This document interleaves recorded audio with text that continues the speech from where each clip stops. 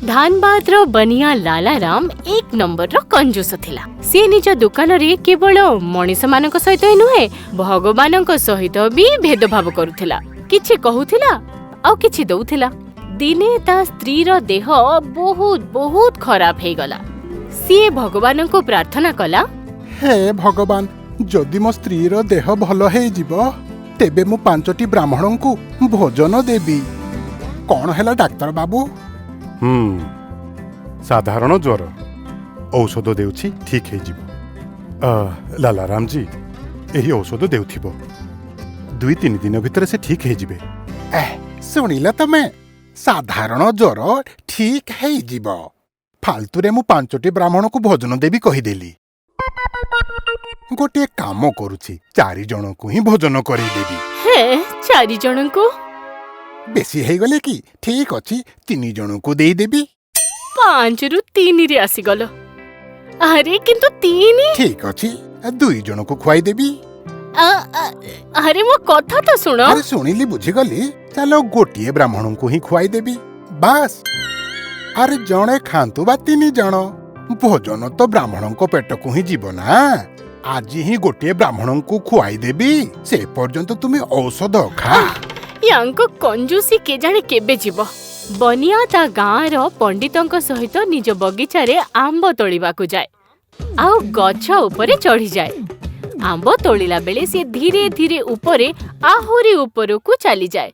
सेते बेले तार निश्वास बंद हो जाए, काहेकि ना सी बहुत ऊपर को चली जाए।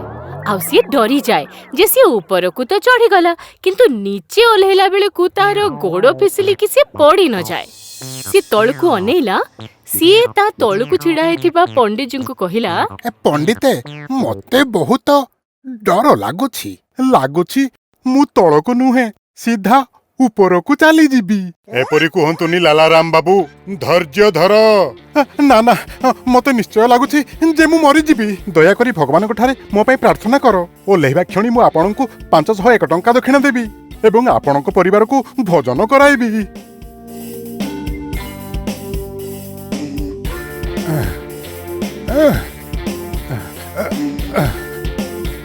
अरे 501 टंका फालतू रे दान करिबा पई कहिदेली मु तो निजे निजे उलाई पड़िली।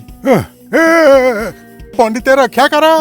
मु तो प्रार्थना करिथिली तुम मन को कौनसी पाप छुई नाही तो। किंतु पुणी प्रार्थना कर, जदि मु ठीक ठाक ओल्हे पड़िली तेबे 401 टंका निश्चय दान करिबी एवं तुम परिवार को गोटिए थर भोजन। मु तो पूरापूरी तळकु आसी गली। मु टिकेरे भय करि जाए। 401 टंका ए फालतू रे पंडित को काहे की देबी मु?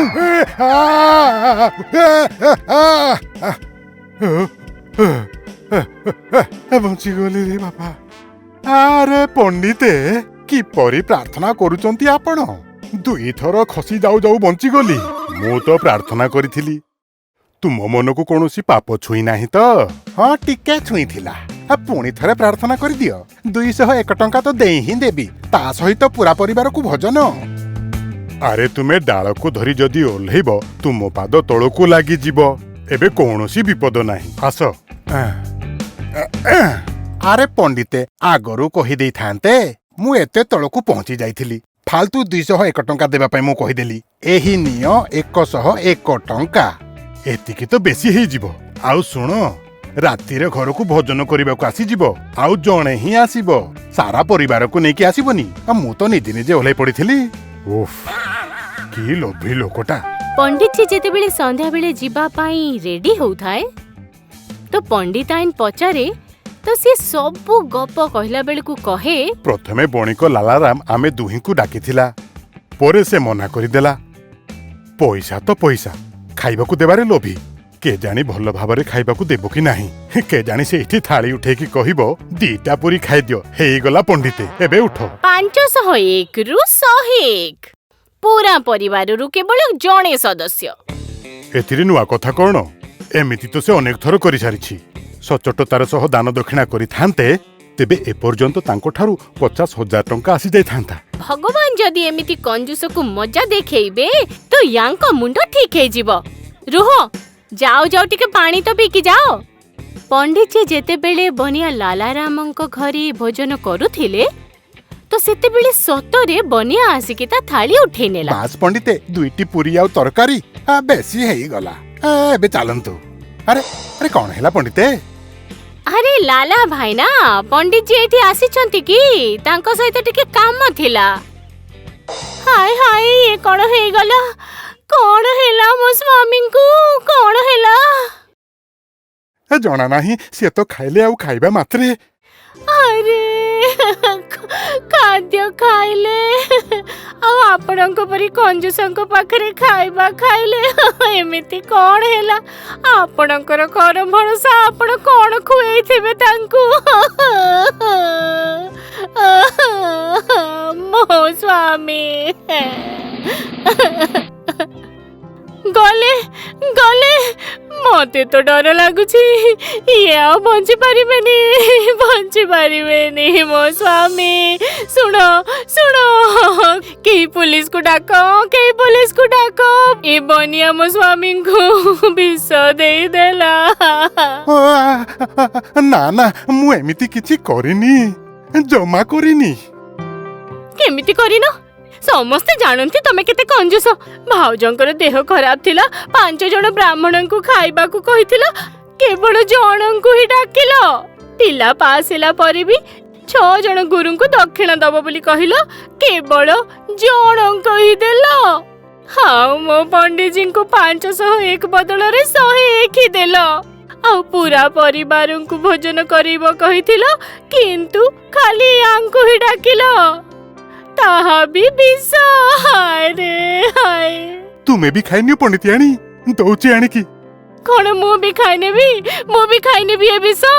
मो स्वामी परी मु भी चली जीवी। हे भगवान मु कौन करिबी? कहीं पुलिस को डाक।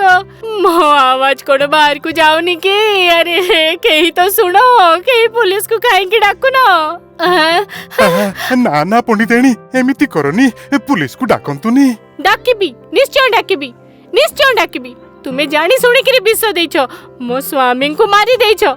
मो स्वामी कहउथिले जे तमे जदी सतता सहित दान करि थांतो ताहले 50,000 टंका हे जाई थांता। लागुची ए मागी नहीं थिबे।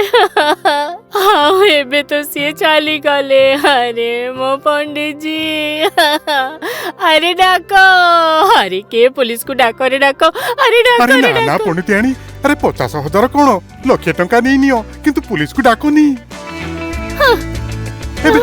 एबे मना करनी पंडितियाणी जेतिकी पंडिते कहिथिले ता ठारू मु डबल देउची।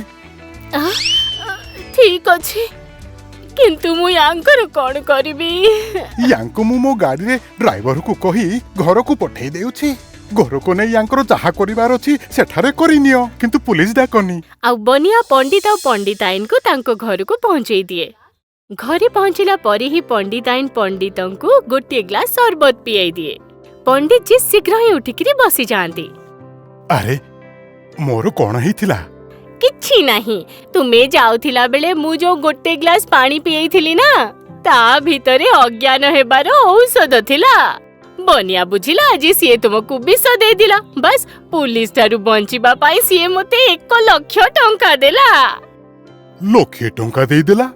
अरे सीए तो 501 टंका भी दिएनी। किंतु आज ही तो दे देला ना। आज मु गोटिए कथा बुझी पारिली पंडितियाणी जी कथा देही ताकू पूरा न करे तांको ठारू ओलटा कथा रे ही काम करा जाए।